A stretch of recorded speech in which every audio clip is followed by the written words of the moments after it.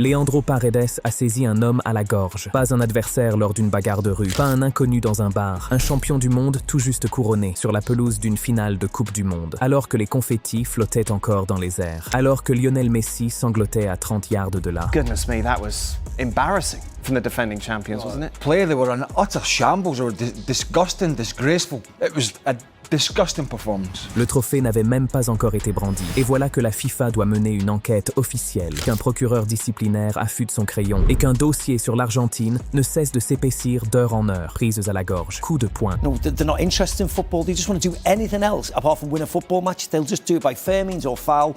They'll kick, they'll punch, they'll drag, they'll dive, they'll do anything. Une banderole politique qui a déclenché une réaction du gouvernement. Des joueurs qui ont purement et simplement ignoré leurs obligations médiatiques. Ton rouge qui est apparu à l'écran, puis a disparu. Where Argentina had hoped to defend their title as reigning world champions. What is the point of being in a World Cup final if you're not going to have any goal attempt? Voici le récit complet de la soirée de finale de Coupe du Monde, la plus déplorable de mémoire d'homme, des répercussions qui ont suivi et de la question que tous les fans de football se posent en ce moment même. La FIFA va-t-elle réellement prendre des mesures à ce sujet? La nuit qui a tout bouleversé, la finale elle-même.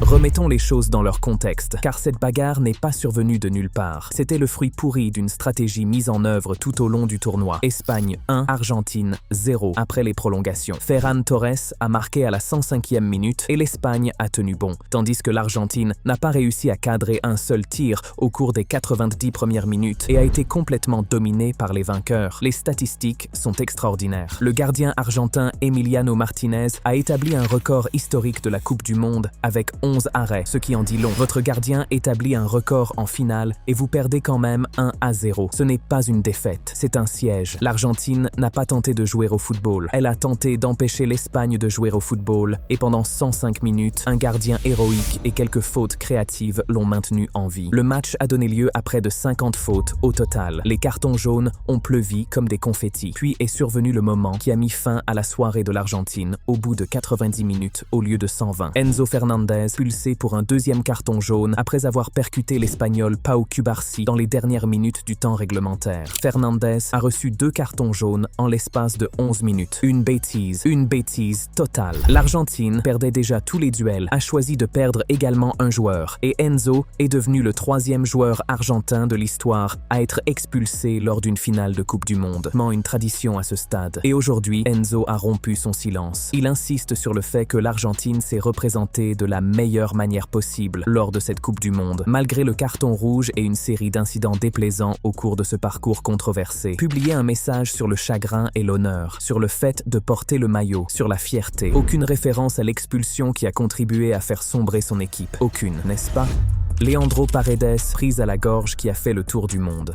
C'est là que la soirée est passée de déplaisante à historique. Le coup de sifflet final a retenti. Les joueurs espagnols se sont précipités les uns vers les autres. Et cela semblait apparemment inacceptable pour Nahuel Molina. Les Espagnols Mikel Oyarzabal et Rodri ont dépassé Molina au sprint après le coup de sifflet final. Et Molina a semblé donner un coup de poing à Rodri, ce qui a poussé le capitaine espagnol à s'arrêter net et à s'approcher du défenseur argentin en criant. Molina s'est alors mis face à Rodri et l'a bousculé à la poitrine, ce qui a été le point de rupture qui a poussé Eric Garcia à intervenir. C'est à ce moment-là que Leandro Paredes est arrivé. Le milieu de terrain de Boca Juniors s'est précipité dans la mêlée et a saisi par la gorge l'Espagnol Garcia, laissant le défenseur du FC Barcelone à terre sous la force du choc. Mais cela ne s'est pas arrêté là. Paredes et Thiago Almada ont ensuite plaqué au sol le milieu de terrain espagnol Gavi. Cet affrontement a déclenché une nouvelle bagarre entre les joueurs des deux équipes, y compris les remplaçants et le staff technique. Il faut reconnaître que Scaloni a été vu en train de courir frénétiquement autour du terrain et de séparer ses propres joueurs. Sur le côté du terrain, Nicolas Otamendi s'est lancé dans une tirade furieuse contre Rodri à propos des commentaires formulés par l'Espagnol Aymeric Laporte avant le match. « Tu as pleuré toute la semaine », lui aurait lancé Otamendi. Le tout nouveau champion du monde, tout juste sorti d'une victoire 1-0, s'est entendu dire qu'il pleurait. Voilà dans quel état d'esprit se trouvaient les Argentins. Et que s'est-il passé ensuite? La FIFA a d'abord annoncé que Paredes avait été expulsé par l'arbitre Slavko Vincic après avoir poussé l'Espagnol Eric Garcia par la gorge. gorge. Le carton rouge de Paredes a ensuite été retiré du procès-verbal peu après, et la FIFA a confirmé à BBC Sport qu'une mesure disciplinaire n'avait été prise à ce moment-là. Un carton rouge est apparu, puis il a disparu. Le monde entier a assisté à cette scène en temps réel. Ce simple tour de passe-passe se trouve désormais au cœur d'une enquête officielle de la FIFA. Quand on parle de traces écrites,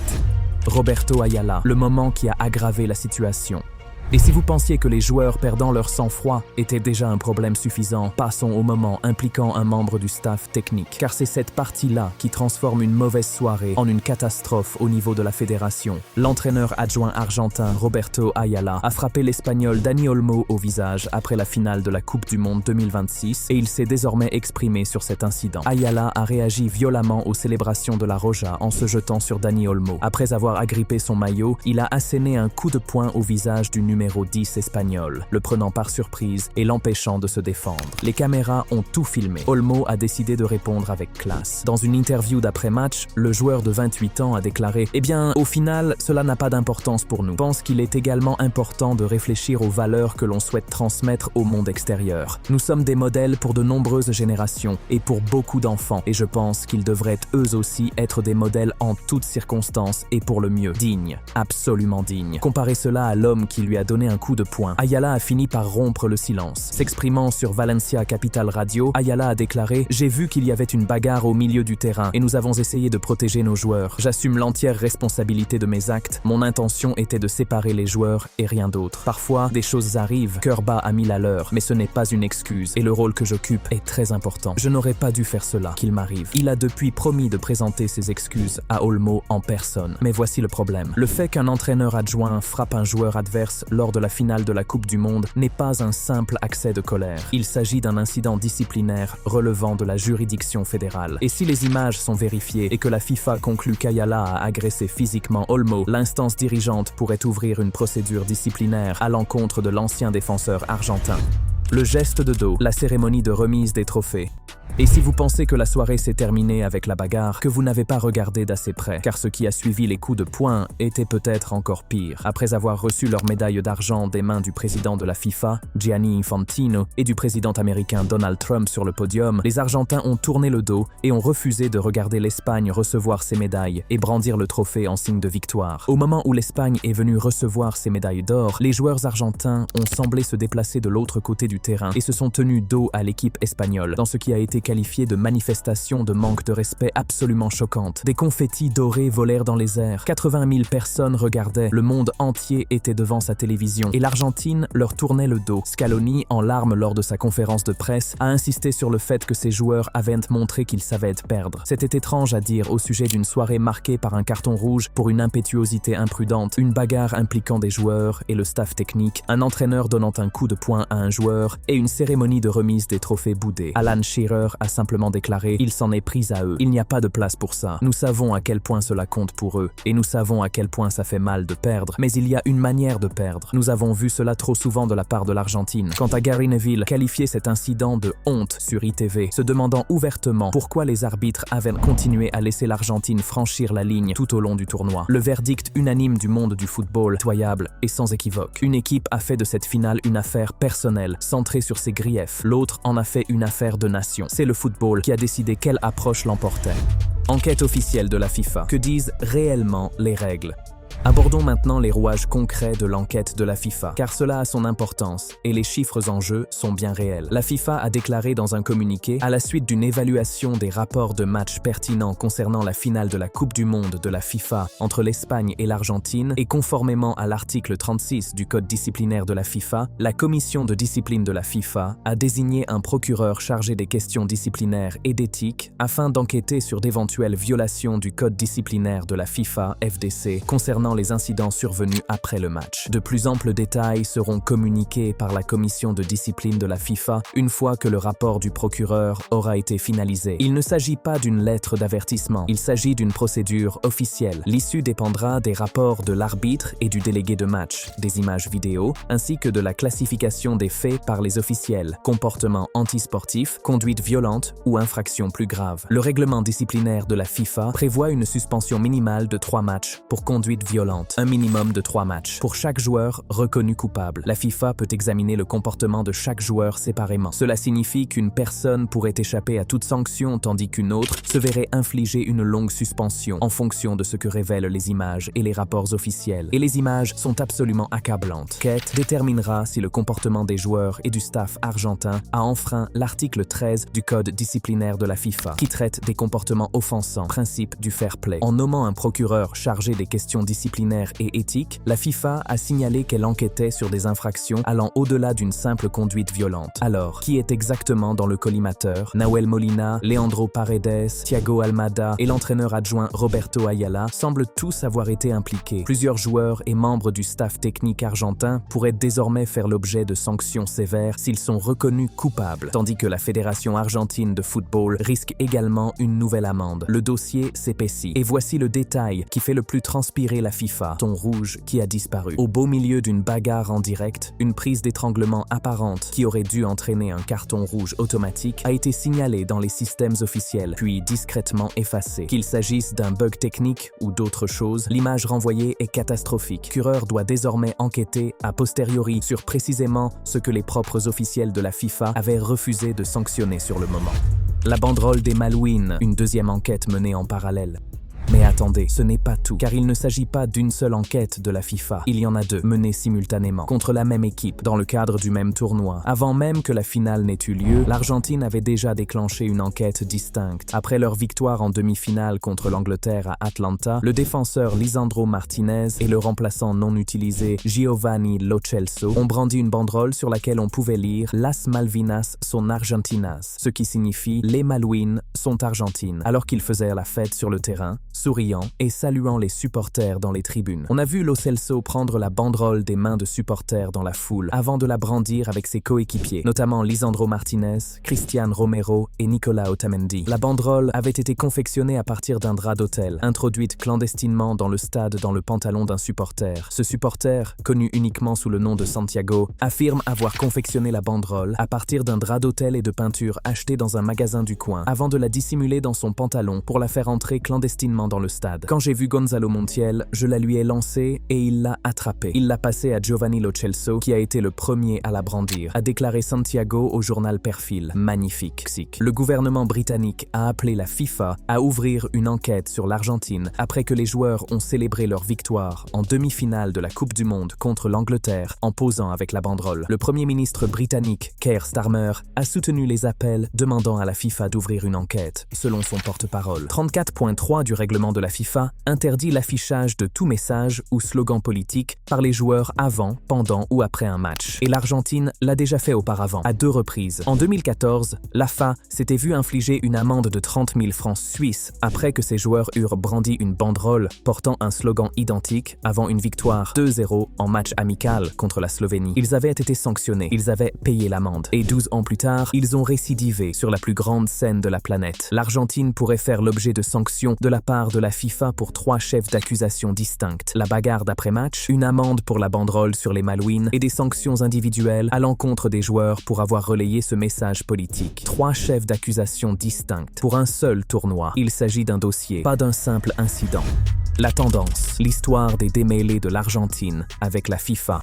Et voici pourquoi la tâche du procureur est considérablement facilitée. Ce n'est pas une première infraction, loin de là. Il s'agit d'une tendance dont les antécédents remontent à plusieurs années. Après la finale de la Coupe du Monde 2022 au Qatar, Emiliano Martinez a fait un geste obscène avec son trophée de meilleur gardien du tournoi, avant d'être filmé dans les vestiaires, en train de se moquer de la star française Kylian Mbappé. L'Argentine n'a écopé que d'une amende de 18 300 livres et aucune mesure n'a été prise à l'encontre d'un joueur en particulier. Une somme dérisoire pour une fédération nationale. Puis Enzo Fernandez, ce même Enzo Fernandez, expulsé lors de la finale de 2026, a dû présenter des excuses publiques après avoir publié une vidéo d'un chant d'équipe que la Fédération française de football avait qualifié de raciste et discriminatoire en 2024. La même année, Martinez avait été suspendu pour 2 matchs pour comportement offensant lors des éliminatoires de la Coupe du Monde, après avoir répété sa célèbre célébration qu'une réplique du trophée de la Copa América à la suite d'une victoire 3-0 contre le Chili. La banderole sur les Malouines en 2014. La banderole sur les Malouines en 2026. Le geste obscène avec le trophée. Le chant raciste. Les suspensions lors des éliminatoires. Et maintenant, la bagarre lors de la finale de la Coupe du Monde. Pris isolément, on peut faire passer chacun de ces incidents pour un excès de la chaleur du moment. Mais mis bout à bout, ils ressemblent fort à une habitude. Le fait de jeter le discrédit sur le sport est une accusation qui pèse d'autant plus lourd lorsqu'un procureur peut s'appuyer sur un dossier aussi volumineux. Et porter atteinte à la réputation du sport est littéralement l'objet de l'article 13 du Code disciplinaire de la FIFA. Les précédents justifiant une véritable sanction existent. La FIFA a déjà invoqué cette même disposition lorsqu'elle a engagé une procédure disciplinaire à l'encontre de l'ancien président de la Fédération espagnole de football, Luis Rubiales, après qu'il eut embrassé Jenny Hermoso lors de la finale de la Coupe du Monde féminine. Rubiales a été suspendu pendant 3 ans de toute activité liée au football. L'attaquant uruguayen Luis Suarez a également vu infliger une suspension de 4 mois de toute activité liée au football après avoir mordu le défenseur italien Giorgio Chiellini lors de la Coupe du Monde 2014. Les moyens sont là. La question est de savoir si la FIFA va les utiliser. Pas d'excuses, le silence qui en dit long. Voici ce qui vous dit tout ce qu'il faut savoir sur l'état d'esprit actuel des Argentins. Aucune des figures centrales impliquées dans la bagarre ne s'est excusée, pas une seule. Paredes a rompu son silence sur Instagram. Il a publié un message émouvant, écrivant « Merci, l'Argentine, je vous aime, aujourd'hui et pour toujours. Aujourd'hui, c'est le cœur lourd que j'écris ces lignes, n'ayant pas pu offrir à notre pays la joie qu'il mérite tant, mais la poitrine gonflée de fierté d'avoir tout donné et d'avoir hissé notre drapeau au plus haut niveau une fois de plus. » Il a ajouté « Merci à tous ceux qui ont fait partie de cette équipe, à ce groupe de joueurs qui ont tout donné pour défendre ce maillot, comme ils l'ont fait jusqu'à la toute dernière seconde de chaque match. Argentine de l'histoire. Magnifique, provocateur, patriotique, et un silence complet, total, assourdissant sur l'étranglement, les coups de poing ou la bagarre qui occupe désormais le procureur de la FIFA à plein temps. Paredes a refusé de s'excuser pour ses actes, la FIFA ayant retiré le carton rouge de son dossier. Le milieu de terrain argentin a choisi d'exprimer sa fierté face aux efforts de son équipe pendant le tournoi plutôt que de présenter des excuses. Et l'ancien attaquant d'Aston Villa, Gabi Agbonlahor, a résumé la colère générale. On veut se sentir en sécurité sur le terrain. La sanction doit être suffisamment sévère pour que personne ne recommence jamais. Il y a également un autre aspect à cette affaire qui est discrètement stupéfiant. Selon certaines informations, tous les joueurs argentins auraient boudé les obligations médiatiques obligatoires après la finale. Seul l'entraîneur Lionel Scaloni s'étant rendu disponible pour s'exprimer. En vertu des règles strictes de la FIFA, toutes les équipes doivent mettre leurs joueurs à disposition des médias après les matchs. Peine d'amende en cas de non-respect. Tous, sans exception. Pas un seul joueur. L'Argentine avait déjà écopé d'une amende de 300 000 francs suisses lors de la Coupe du Monde 2014, après avoir manqué à ses obligations médiatiques à 4 reprises. Cette fois-ci, elle a enfreint toutes ces règles en une seule nuit. Et personne n'a présenté d'excuses. Le cauchemar de la FIFA. Une situation sans issue.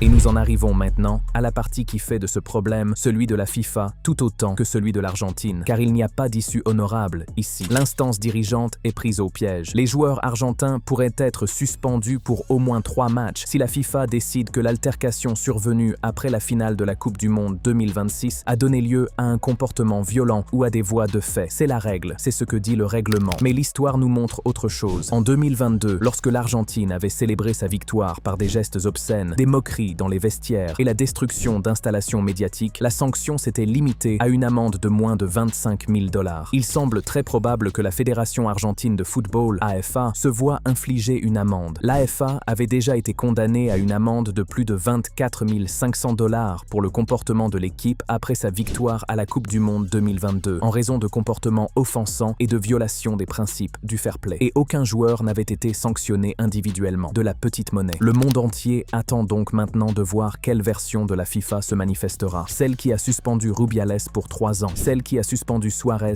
pour 4 mois, ou celle qui a infligé à l'Argentine une amende qu'elle pouvait payer avec la petite caisse et qui est passée à autre chose. Il n'y a pas de délai fixé pour la fin de cette enquête. Elle reste en suspens et chaque jour qui passe, le soupçon selon lequel l'Argentine évolue selon des règles différentes se fait plus fort. Si elle inflige une sanction sévère, la FIFA aura appliqué la loi à la lettre à l'encontre de la plus grande attraction de ce sport, l'équipe de Messi, la sélection la plus aimée au monde. Si elle se montre indulgente, elle confirmera toutes les rumeurs de ce tournoi selon lesquelles l'arbitrage a favorisé l'Argentine. Dans tous les cas, la FIFA y perd quelque chose. Et ce carton rouge qui s'est volatilisé se trouve dans le dossier intitulé « Questions auxquelles la FIFA ne veut pas répondre ». Messi, celui qui ne s'est pas battu. Encore une chose, et elle est importante, car cette histoire comporte de réelles nuances, et vous méritez d'entendre les deux versions. Lionel Messi ne s'est pas battu, il n'a saisi personne, il ne s'est pas retourné pour donner un coup de poing. Lorsque le coup de sifflet final a retenti, le plus grand footballeur de tous les temps s'est effondré sur la pelouse, seul, et a fondu en larmes, perdant une finale à 39 ans lors de ce qui est presque certainement sa dernière Coupe du Monde. Il a porté sur ses épaules et ne peut être effacé, et même les critiques les plus virulents lui ont laissé une porte ouverte. Même Zlatan Ibrahimovic, qui a observé la soirée et rendu son verdict, même Zlatan ne parlait pas de Messi lorsqu'il a tenu ses propos. Et le jeune Lamine Yamal, la superstar espagnole de 19 ans, s'est directement dirigé vers Messi après le coup de sifflet final pour le consoler. La tragédie de cette finale, que le plus grand joueur de tous les temps a vécu ce qui sera sans doute son dernier adieu, entouré de coéquipiers déterminés, a montré ce soir-là la pire version d'eux-mêmes. Scaloni, les larmes aux yeux lors de sa conférence de presse, a déclaré « Cette défaite me fait mal au plus profond de mon âme », avant d'admettre sans détour que l'Espagne était la meilleure équipe et qu'il serait difficile de reconstituer une équipe comme celle-ci. La voix lui s'est brisée. Il a quitté la salle. L'homme à la tête de l'Argentine était brisé par la beauté de ce qu'ils avaient construit et par la douleur de le voir s'effondrer. Quelle que soit votre opinion sur le comportement de ces joueurs, cette partie-là était authentique. Et Ferran Torres, l'homme dont le but a permis de remporter la Coupe du Monde, a livré la citation de la soirée pour l'autre camp en déclarant que ce but était dédié à 47 millions de personnes, c'est-à-dire à toute l'Espagne. C'est là toute la différence. Une équipe a fait de cette victoire l'affaire de toute une nation. L'autre en a fait l'affaire de ses propres joueurs. Le verdict est maintenant ? Voilà donc où tout cela nous mène. L'Argentine est venue à cette Coupe du Monde pour défendre son titre. Elle en repart en se défendant contre un procureur. Pourrait faire l'objet de sanctions de la part de la FIFA pour 3 chefs d'accusation distincts. La bagarre d'après-match, une amende pour la banderole sur les Malouines et des sanctions individuelles à l'encontre de joueurs pour avoir relayé un message politique. Elle a également boudé tous les engagements médiatiques obligatoires après la finale. Son entraîneur ont également tourné le dos aux champions lors de la remise du trophée. L'Argentine n'a pour l'instant aucun match prévu dans l'immédiat. La prochaine période internationale est la première période prolongée du nouveau calendrier de la FIFA, les équipes devant disputer 4 matchs entre septembre et octobre. C'est donc à ce moment-là que d'éventuelles suspensions se feraient réellement sentir. Cureur examine actuellement les rapports d'arbitrage, les documents des délégués de match et tous les angles de caméra du MetLife Stadium de cette soirée-là. Les images sont exhaustives, les incidents sont documentés. L'instance dirigeante peut également intervenir lorsque l'arbitre n'a pas vu l'incident pendant le match. Preuve vidéo pourrait donc s'avérer cruciale pour identifier qui a déclenché l'altercation et déterminer si un joueur a franchi la ligne entre une simple bousculade et une dispute passée à un comportement violent. Le trophée est revenu à l'Espagne. Les procédures administratives ont été confiées à l'Argentine. Polémique s'est abattue sur la FIFA. Voici donc la question. La FIFA devrait-elle sévir contre l'Argentine en lui infligeant de véritables suspensions et une amende qui fasse réellement mal? Ou bien le fait d'avoir perdu une finale de Coupe du Monde est-il une sanction suffisante? Donnez-nous votre avis dans la section commentaires et avant de partir, n'oubliez pas de liker cette vidéo et de vous abonner à Goal Rivals pour ne pas manquer les prochaines.